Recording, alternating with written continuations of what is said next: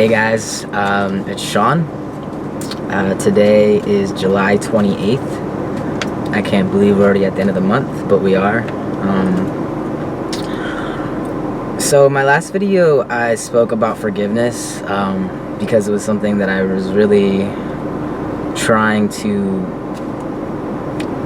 learn, something that I felt like I really wasn't in touch with, and I don't know, it was just really important to me. And today I'm gonna talk about something else that's really important to me, which is about what I've learned about lust and love.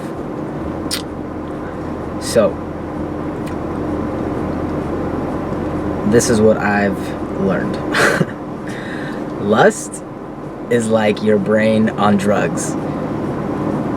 It's like you meet someone and you have this idea that all of a sudden they're going to be everything you've ever envisioned, and you end up overlooking their flaws and ignoring all the red flags that are waving you down, cautioning you away from this person. But you've got these blinders on, and all you feel is euphoria fueled by dopamine. And from what I've learned, you can be in lust a long time and convince yourself it must be love. I've gotten myself into so many relationships that may have not been the best for me based on this alone.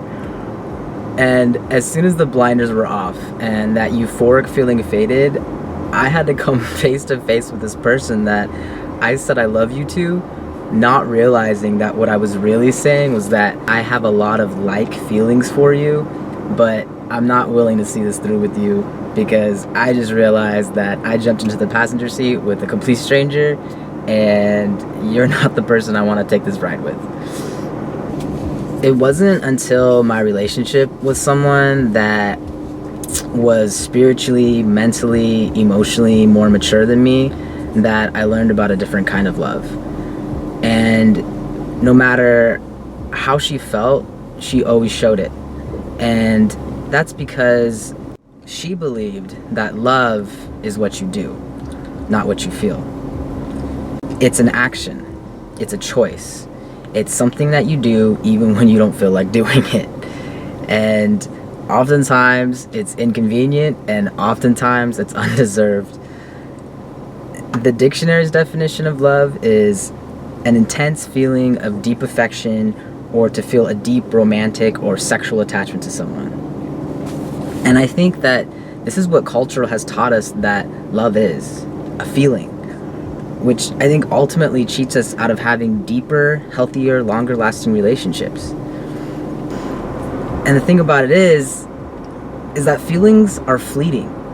They're ever changing, which means that the definition of that love is based on a foundation that can be easily broken. If I base my love for someone based on feelings alone, which I have, then I'm being motivated by something that is purely ego-driven. Ego, aka self-important.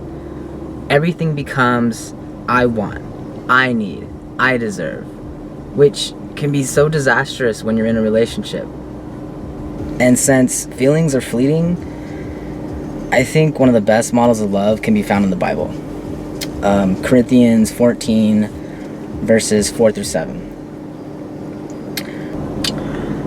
Love is patient. Love is kind. It does not envy. It does not boast. It is not proud. It does not dishonor others. It is not self-seeking. It is not easily angered. It keeps no records of wrong. Love does not delight in evil. It rejoices in the truth. It always protects. It always trusts. It always hopes. Always preserves. And Corinthians 13, verse 7. Love never gives up. Love never loses faith. Love endures through every circumstance. Can you even begin to imagine a love like that? Love where the primary goal is not your happiness? How radical is that? Like, it's patient, it's kind, it doesn't keep track of every time you fuck up. How is that even possible? It never gives up. It endures through every circumstance. Really, every circumstance. I think the thing about this kind of love is that practicing it is a choice. It's based on your actions. I think it's the kind of love that God wants us to have to other people. No matter what we're feeling, no matter what the circumstance, we practice love. So, let's just say you find someone that you want to spend the rest of your life with. They share the same values as you. They have all the characteristics and qualities that you've been looking for in a person. So you decide, I'm going to commit to loving this person for the rest of my life. Well, they're still human. So by default, they're still imperfect.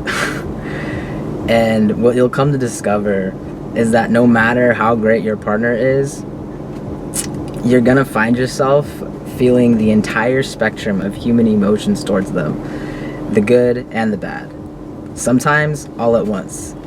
Sometimes the feelings you have can look a lot like hate. And that's because you're not always even gonna like that person all the time. Sometimes you'll feel hurt, confused, frustrated, annoyed, irritated, bored, even alone. Or on the flip side, excited, appreciated, silly, inspired, grateful, blissful, strong. But that's the thing about feelings. They're temporary. And if the love you have for your partner is based on feelings alone, then I think the relationship will end up chaotic. However, if you choose to stick it through, you'll learn that feelings eventually stabilize and that you'll be able to enjoy the blessings that come out of your endurance through those hard times.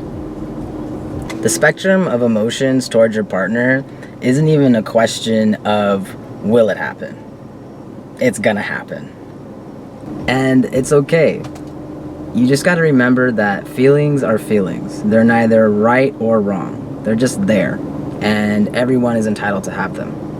And I think it's so important to look towards this model of love when it comes to relationships and marriages, because there are going to be times when you feel all kinds of wronged and you're just going to want to give up. But it's like when you plant something. You can't rush it and expect it to be everything you ever dreamed of right away. You have to tend to it. You have to work at it. You have to give it time to grow.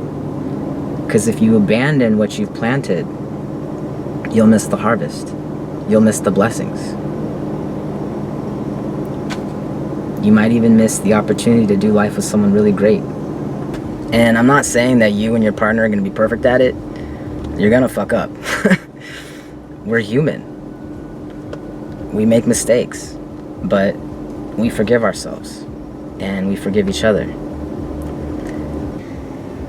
Ruth Bell Graham said, "A happy marriage is a union of two good forgivers."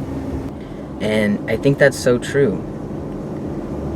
Because ultimately, forgiveness creates space for love.